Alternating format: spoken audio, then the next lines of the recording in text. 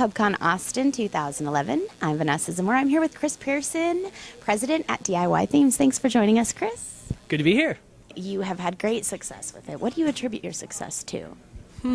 Well, I mean, basically, I identified a problem that was affecting everybody, and I think the scope of the problem is why my product has been successful, because it's something that everybody who runs a website needs. Everyone needs really good, solid code underneath their site, and so that universal need, I think, is pretty much the reason. Like, I've tapped into a market that's much bigger than my business, that's growing much faster than my business can expand. There's many players in this market, and because it's such a definite need for people online. So. What are some of your recommended plugins for WordPress users? Ooh, so that's kind of a touchy subject right there, because I actually don't like to recommend any plugins. Like, ideally, the best operating case scenario would be where you don't use any plugins, because you're then reliant on fewer things. Fewer things can break. But since that's utopia, and we're not quite there yet, in the meantime, I recommend, kind of not recommending this as much anymore, but the Google Sitemaps plugin. That is pretty much your conduit for getting into Google Webmaster Tools and Bing Webmaster Tools and Yahoo Publisher Tools, all that stuff. The plugin generates an XML sitemap for your site, and that is what these tools use to help you get your content indexed in their engines. So that is a very beneficial thing that every site really needs to have. And so that's why that plugin, that's why I still use that plugin, because that is an essential piece of the site that I haven't built code to do that yet. And but that plugin is known to be a little bit inefficient, and there's a new one called WordPress SEO by a guy named Joost de Valk out of the Netherlands, and that plugin contains some very efficient code to do the XML sitemap. So that might be a good choice for that functionality now, but I don't know if you can. I've talked to those guys about unmarrying the XML sitemap functionality from the other SEO tools, because not everyone needs those or necessarily wants those. So it's like, it'd be nice if you could just get the XML sitemap part of that, because that's really the only plugin kind of thing that I think is essential for websites at this point. What are some of your secret tips that most people might not know in terms of WordPress development and SEO? In terms of WordPress and SEO, I think what people don't. I think most people don't know that getting the results they want is probably a lot simpler than they think. The worst thing you can do, in the last 2 years, is to have gone to conferences like this and been, in an SEO panel where somebody drops 48 bullet points of knowledge about SEO, because then you feel overwhelmed by this task of what all do I have to do? Did I do everything? What am I forgetting? And it's just a big task involving a bunch of subjects that you probably don't know that much about. You're just going by what somebody else told you. And in aggregate, for most people, that becomes very daunting. And it's like, if you don't know things and you don't know things, you have anxiety about that. You don't know if you're getting the best results. You just don't know.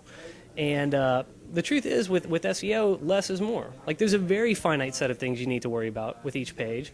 And I think that's kind of the silver bullet. It's that everyone's kind of overcomplicated everything. We got categories, tags, and trying to figure out how to use this and that. And the answer is, if you didn't come up with a reason to use categories or tags, then maybe you don't need either one. Can you give us some tips on when people do use categories? So, categories, everyone misuses categories, in my opinion, or most people. And the proper way to use them is, it is a way for you to organize your content. Not user-centric, it's not like that. It's how do you want to organize your content so that you can display it in an efficient way later.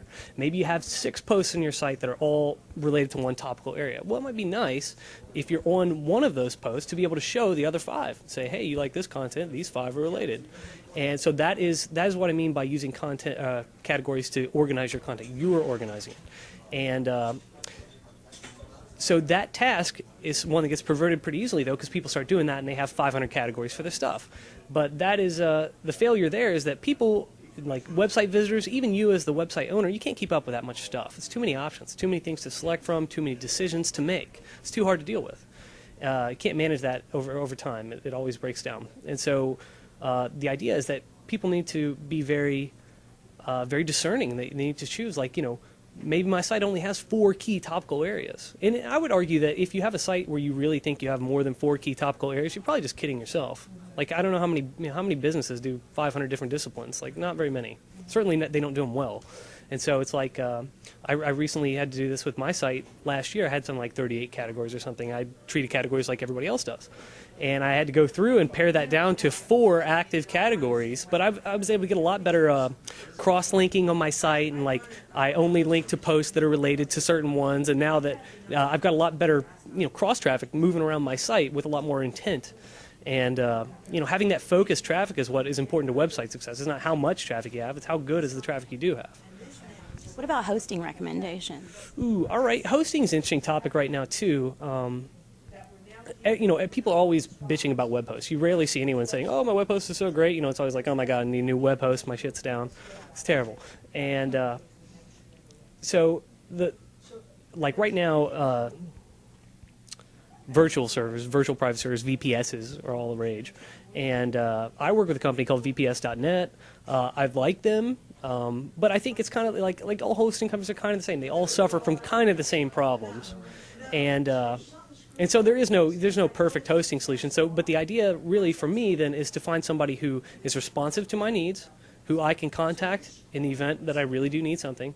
That's the criteria that I look for. Like, what kind of support am I getting, and am I getting the kind of support I want? I run a couple pretty big sites, and if if my sites are down, I'm losing a bunch of money, and so it's imperative that I have someone I can appeal to when I have a need. If something goes down, I need to talk to a human. That's how I choose my hosting. That's not what everyone needs, but that was my criterion. People need to make a decision with their host relative to what they know that their needs are. And what's on the horizon for you? Anything exciting? I think so.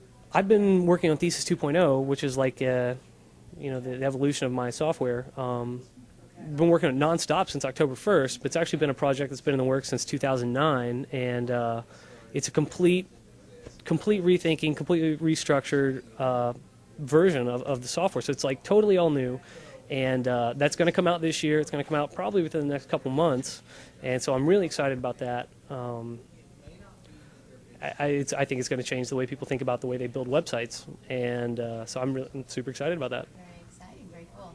So Chris was just telling me he's now in Austin tonight. What's your favorite restaurant in Austin before we go? So I'm a huge foodie. I love I've been pretty much everywhere in town, and I really love the topic of food in Austin particularly because I think it has the best food per capita, pound for pound. This is the best place to eat in the world. Coming from LA, that's saying a lot. That's a pretty bold statement because LA obviously has more great restaurants and probably trendier stuff, but I'm talking about like the passion that's evident with like the chefs here in town who open their little one-off restaurants. Like they have their one place, and this is their place, their opus, and where they're doing their art. And I think it's very evident when you go to places in town like South Congress Cafe. That's a personal favorite. That's a great place. A new one that just opened up that I'm really liking though is called Barley Swine. It's by a guy, a young guy, who opened a food truck here. Food trucks are all the rage, I love the food truck scene here too. But this guy does artisanal like meats and veggies and stuff like that at his food truck. But he specializes in using local ingredients. He only sources from local farmers, which is super cool. Love that whole trend. And so he had his trailer, but he couldn't do booze and stuff in the trailer, and he couldn't really run the restaurant he wanted. He did the trailer, got enough capital up, and now he opened this restaurant called Barley Swine, which offers, artisanal beer selections, cheeses, wines, and then the most wonderful food you probably ever had. And it just opened recently, and that's the hottest spot in town right now.